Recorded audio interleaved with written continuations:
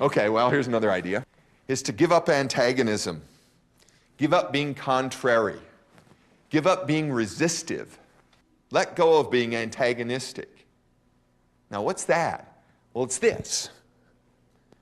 And it's the standard structure of our language and of our culture. And now, can you always give up antagonism? Can you always give up the fight? Well, I don't know.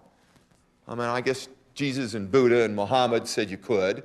So did all the other wise leaders that I've ever heard about, religious, spiritual, educational, whatever they are.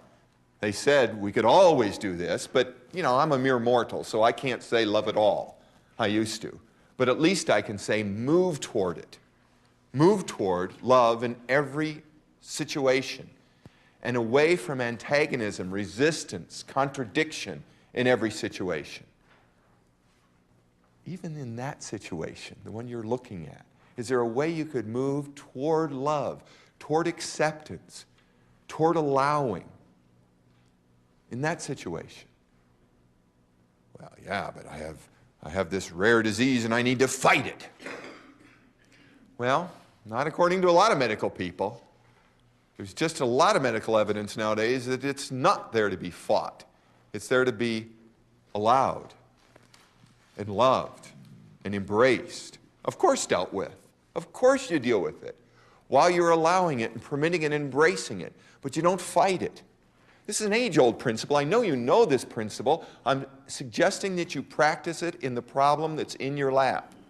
In that biggest problem, is there some way that you can move toward loving him, her, it, them, allowing them, permitting them, accepting them, even rejoicing in them?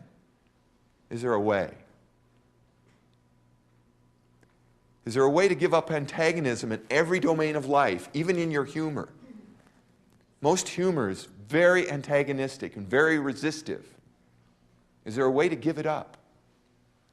Barbara, get your microphone. I was just thinking, too, that not just loving and accepting maybe other people that are the problem, but also loving and accepting yourself, too, because sometimes you're your own worst enemy, so. Exactly. Is there a way that you can actually accept the fact that you got the problem? Can you love your problem? A lot of people say, love my problem, I'm trying to get rid of my problem.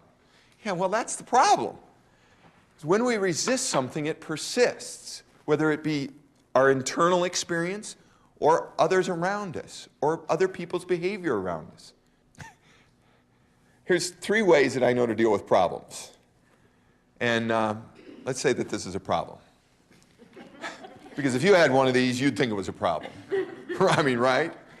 And so let's just pretend that this is my problem.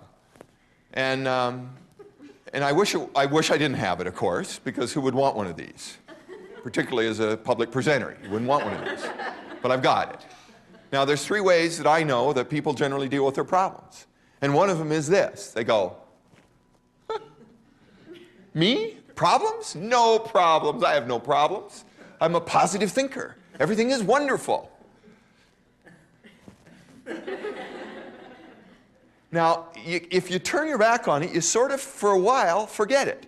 But nobody around you does. As a matter of fact, it's even bigger for people because they see the elephant in the room and you don't acknowledge it. So that's one way to handle the problem. I, of course, don't think it's the best way. Second way to handle the problem is the way that most people I know handle problems, and that is resistance. They fight them. They struggle against them. Whether they're personal problems, social problems, cultural problems, health problems, it looks like this. Oh, I hate you, and I'm going to stop you.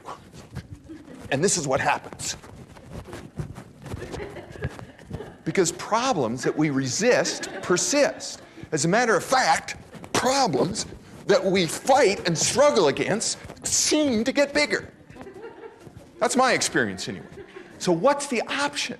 The option is to love your problems. It looks like this. Whoa, you're ugly. Whoa, look at that. I've got one of these. Have you ever had one? Whoa.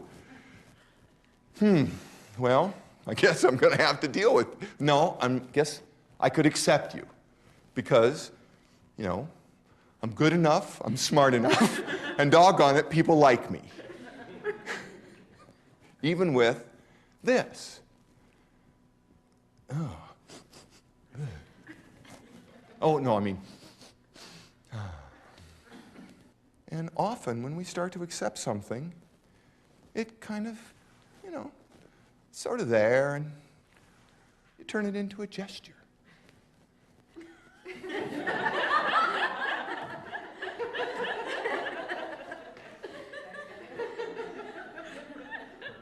And it begins to disappear from your consciousness, from your experience, and kind of from the experience and consciousness of those around you. If you begin to allow it, accept it, and permit it. So, anyway, is there a way to do that in your situation? To remove their constant resistance